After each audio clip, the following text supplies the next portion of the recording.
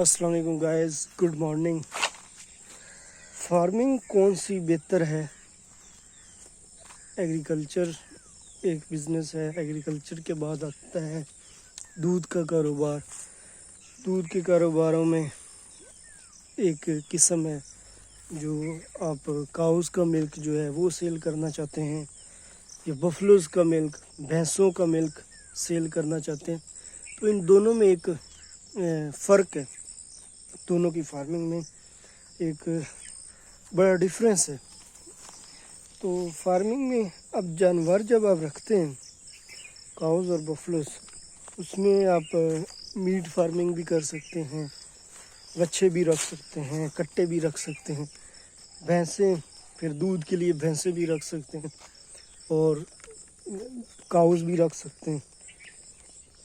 تو یہ چیزیں جو ہیں دونوں ویز سے ہو سکتی ہیں۔ بفلوز کا یہ فائدہ ہوتا ہے، ان میں کوئی بیماری نہیں ہوتی، بفلوز کی کوئی ویکسینیشن نہیں ہوتی، مطلب ہوتی ہیں، آپ کر سکتے ہیں، لیکن ان کو نہ بھی کریں تو وہ سروائیو کر سکتی ہیں۔ جبکہ جو کاؤز ہیں ان کی ساری ویکسینیشن مکمل کرنی پڑتی ہیں، لیکن کاؤ جو ہے آپ کو لگاتار ملک دیتی رہتی ہے۔ اگر وہ بچہ نہیں بھی دیتی ایک سال تو آپ کو کچھ نہ کچھ ملک دیتی رہے گی۔ لیکن بفلو کا یہ مسئلہ ہے کہ بفلو جب 2-3 مہینے دودھ دے گی، 4 مہینے، پھر پریگننٹ ہو جائے گی، اس کے پریگننٹ ہونے کے 5-6 ماہ تک دودھ دے گی، پھر وہ دودھ سے کم ہونا شروع ہو جائے گی، اور مطلب وہ کاؤز جو ہے 9 مہینے کے 15 دن لیتی ہیں، جو بفلوز ہے وہ 10 مہینے کی 15 دن لیتی ہیں۔ مطلب ان کی کاونگ بھی لیٹ ہوتی ہے اور وہ ڈرائی بھی جلدی ہو جاتی ہے۔ یہ ایک ایشو ہے بفلوز اور کاؤز کی فارمنگ میں۔ تو باقی آپ دیکھ لیں آپ کس طرح مینیج کر سکتے ہیں۔ جو بفلوز ہیں موسٹلی اس کی مشین کے اوپر ملکنگ نہیں ہوتی، بفلوز کی وہ آپ ہاتھ سے ملکنگ کرتے ہیں، اس کے لیے لیبر زیادہ چاہیے ہوتی ہے، اور باقی اتنی مشکل نہیں ہے۔ بفلو فارمنگ آسان ہے، کاؤز والی تھوڑی مشکل ہے۔ کاؤز میں یہ ہے آپ کو ایک مینجمنٹ کرنی پڑتی ہے پراپر سسٹم سے، پراپر وے سے۔ جس طرح میں تو کاؤز کو ہمیشہ برائلر سے کمپیئر کرتا ہوں۔ جس طرح برائلر مرغی کو آپ نے پالنا ہوتا ہے تو اس کا ایک پروٹوکول ہوتا ہے، اس طرح جو کاؤز ہے ان کے بھی ایک پروٹوکول ہوتا ہے۔ ان کو سمجھنے میں آپ کو وقت لگتا ہے، لیکن جب آپ سمجھ جاتے ہیں تو اس بزنس میں مزہ بڑا آتا ہے۔ اس میں بیماریاں زیادہ ہوتی ہیں آف کورس، اور پہلے 5 سال تو بالکل آپ کو بڑا ہی مشکل ہوگی۔ آپ کو ایک اچھا ڈاکٹر ڈھونڈنے میں، ایکسپرٹ اوپینین لینے میں مسئلہ ہوگا۔ جو پاکستان میں موسٹلی جو ڈاکٹر ہیں وہ بس ان کے پاس ڈگریز نہیں ہوتی، وہ ویسے ہی ٹرین ہوئے ہوتے ہیں، فیلڈ کے اندر ہی سیکھے ہوتے ہیں، تو آپ کو اچھا ڈاکٹر ڈھونڈنے میں ٹائم لگے گی۔ اور مسئلہ یہ ہے کہ ہر بندے کا اپنا ایکسپیرینس ہے۔ ایک مطلب ہم اپنی طرح سے فارمنگ کر رہے ہیں، ایک دوسرا فارمر اپنے طریقے سے کر رہے ہیں۔ فار ایگزامپل ہم نیپیر گراس اور مکئی کے سائلیج پہ کرتے ہیں، کچھ فارمر ایسے ہیں جو صرف نیپیر گراس پہ کرتے ہیں، کچھ ایسے ہیں جو صرف مکئی کا سائلیج ڈالتے ہیں، تو اس سے کاسٹ ڈیفر کر جاتی ہے، جو وے آف ریزنگ اینیملز وہ ڈیفر کر جاتا ہے، ملک ڈیفر کر جاتا ہے، ملک کی فیٹ ڈیفر کر جاتی ہے، کیونکہ ایونچولی آپ کو کمپنی کو ملک سیل کرنا ہوتا ہے، اور کمپنی کو جب ملک سیل کرتے ہیں تو فیٹ LR کی کیلکولیشن لازمی ہوتی ہے اس میں۔ تو جو پروفیٹیبل ہے وہ تو ہے کاؤ فارم، جو لیس کم ٹینشن والا کام ہے وہ ہے بفلو فارمنگ۔ تو بفلوز میں یہ ہے کہ آپ کو بریڈر جو اچھا ہے وہ اندر چھوڑنا پڑتا ہے، بریڈر کے بغیر وہ AI کے ذریعے بفلوز زیادہ پریگننٹ نہیں ہوتی۔ جو کاؤز ہیں وہ بھی AI سے مشکل ہوتی ہیں، لیکن ان کی یہ لازمی ہے کیونکہ اچھی بریڈ بنانی ہوتی ہے ملک والی، اور بفلوز کے لیے آپ یہ ہے بل چینج کرتے رہیں 1-2 سال بعد، تو آپ کی بریڈ جو ہے وہ امپروو ہوتی رہے گی، اچھے بلز لیں۔ اور کیونکہ بفلوز جو ہے ان کی سائلنٹ ہیٹ ہوتی ہے تو یہ آپ کو پتہ نہیں چلتا، اس لیے اندر بل چھوڑنا ضروری ہوتا ہے۔